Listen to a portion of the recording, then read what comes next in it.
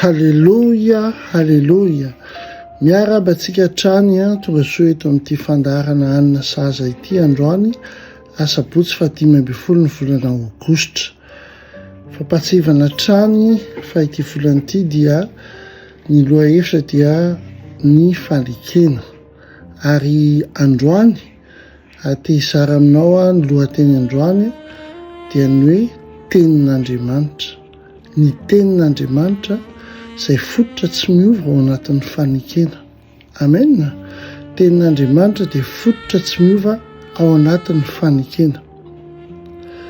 Jerentsika ny tenin'Andriamanitra amin'ny Salamo fa 7:100. Salamo fa 7:100, andininy fa 5:100. Psaume 119:105. 7:100, andininy fa 5:100.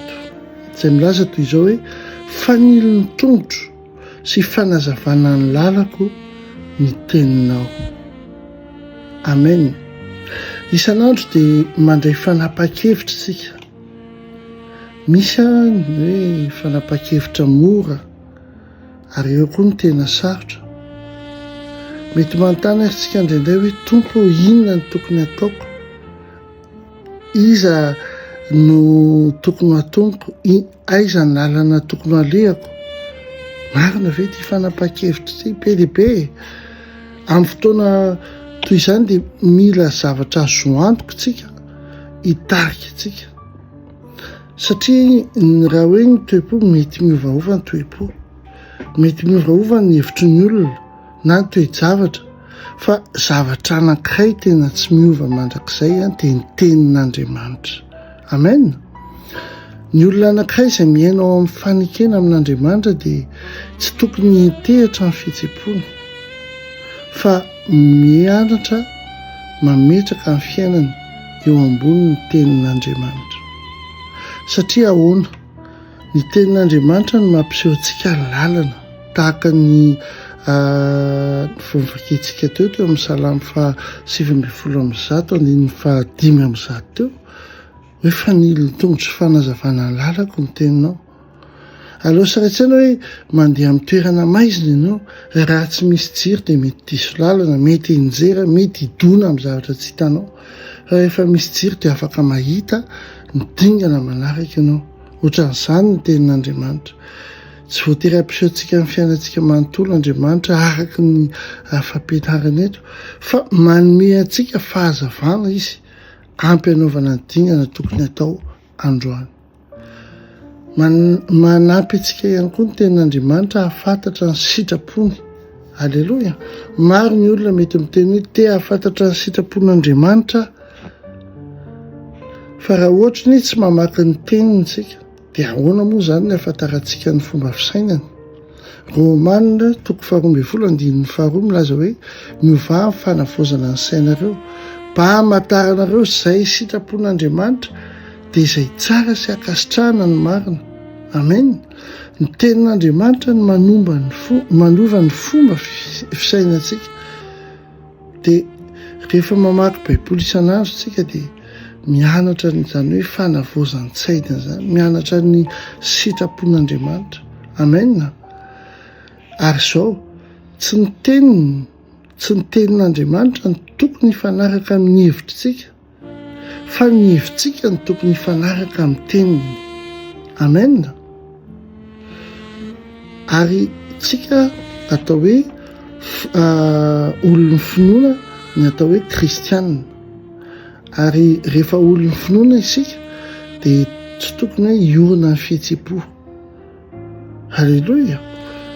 Ny tsara tokony tsy orina ny fihetsem-po fotsiny ny finoantsika. Drainay mety hahatsapitsika hoe akaiky antsika Andriamanitra. Draindray kosa mety hahatsapa hoe mety lavidavina angamba izy, mety tsy indraindray tsy mahatsapa ninino, fa tsaroa fa tsy miova Andriamanitra, fa ny toe-pontsika miovaova. Hoy Jesosy Kristy ao amin'ny Matthieu 4:20 hoe ny lanitra sy ny tany ho levina fa ny teny kosa tsy mba ho levina. Amen. Noho izany raha miteny ny fihetsem-ponao hoe angamba nandao anahy Andriamanitra, dia hoe miteny hoe tsy andaonao ary tsy afoy anao, dia eo zao iza ny nonao? fihetse-po ny teniny. Ny olona ao anaty fanekena dia mila mianatra mihitsy milaza hoe ninona tsapako hijoro amin'izay nolazain'Andriamanitra. Amen. Ary ohatra ka misy ny tenin'Andriamanitra. Tenin'Andriamanitra tsy natao fotsiny hoe hovakiana, fa ny tenin'Andriamanitra dia mila hampiarina.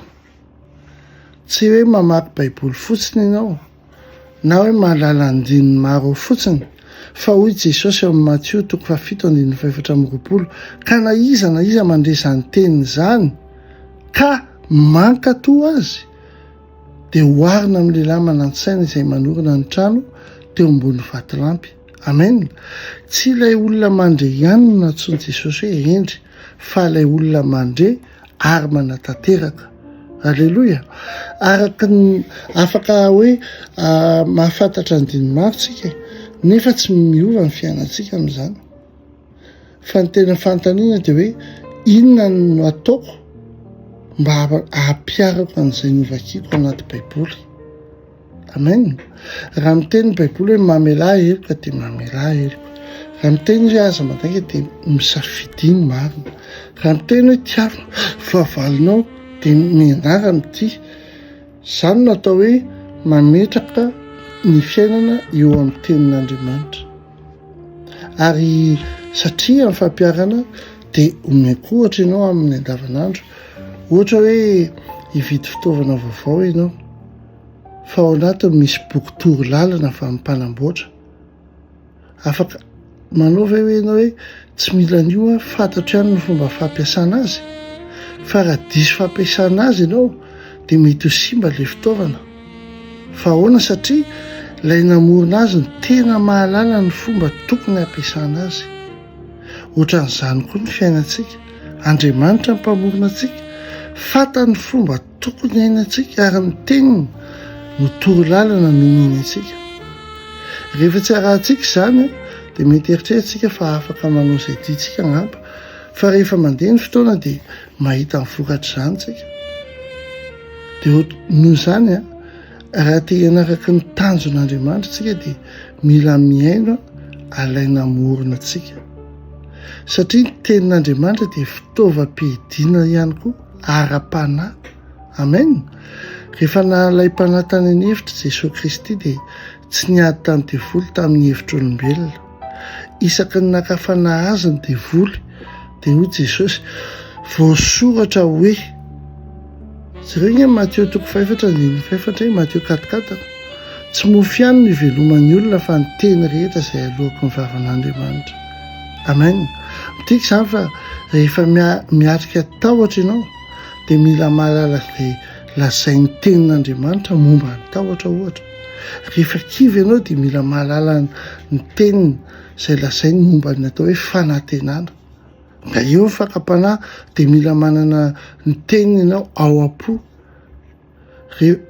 Rehefa ohatra ny hitanao hoe tonga ny fahavalo hanafika anao dia tsy eo ianao vao mitady fitaovam-piadiana, fa mila mitahiry ny teniny ao am-po isan'andro tsika. Anio manova fotsiny fanapa-kevitra ianao hoe aza vela hisy andro andalo raha tsy mamaky ny tenin'Andriamanitra ianao na mihaino ny tenin'Andriamanitra. Na dia adininy vitsy fotsiny aza, rehefa mamaky ianao dia aza manao azy ho adidy fotsiny, fa mametraha ianao fanontaniana. Ohatra, inona lazain'Andriamanitra amiko amin'ity teniny ity? Na koa hoe misy zavatra tokony hovana ve? Na afaka manontany fanontaniana koa ianao hoe misy fampanantenana tokony inoko ve ao anatin'ity teny ity? Na misy zavatra tokony hakatoaviko ve? Ary rehefa misy andininy manohana ny fonao dia soaty, averen'ny vakiana, ataovy ao am-po ary ampiaro eo amin'ny fiainanao. Alleloia.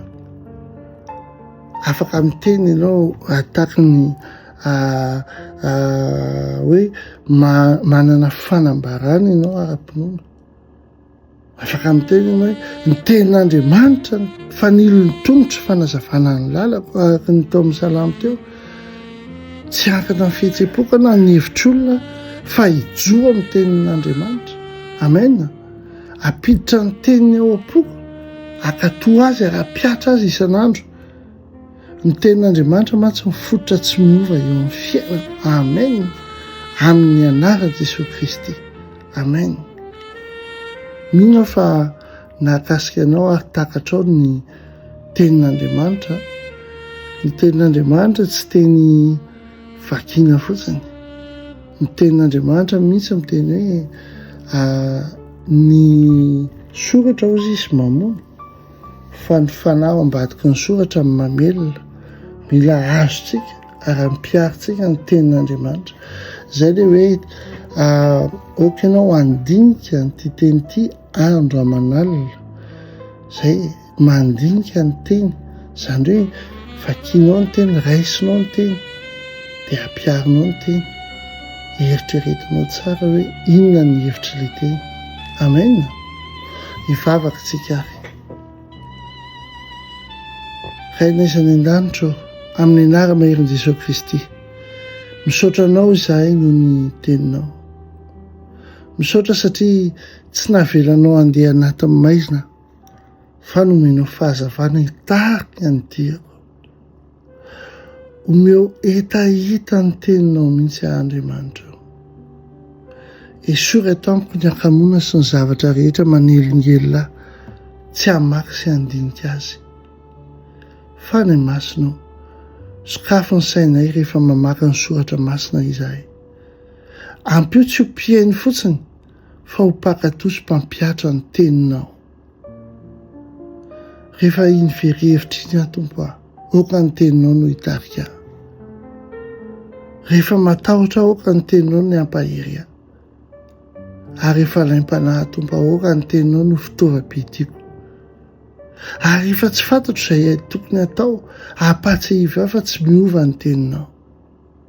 Oka ny fiainako Tompo iorina amin'ny teninao toy ny trano miorina eo ambony vatolampy.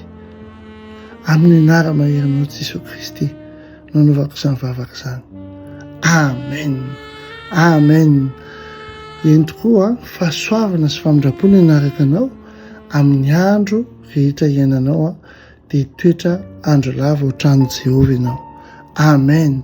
Aza manadino mba mizara n'izao anina saza zao mba hainono namanao sy ny havanao sy ny fianakavianao ny sitrapon'Andriamanitra. Ampitiavana be lehibe Docteur Ina Telesphoriana.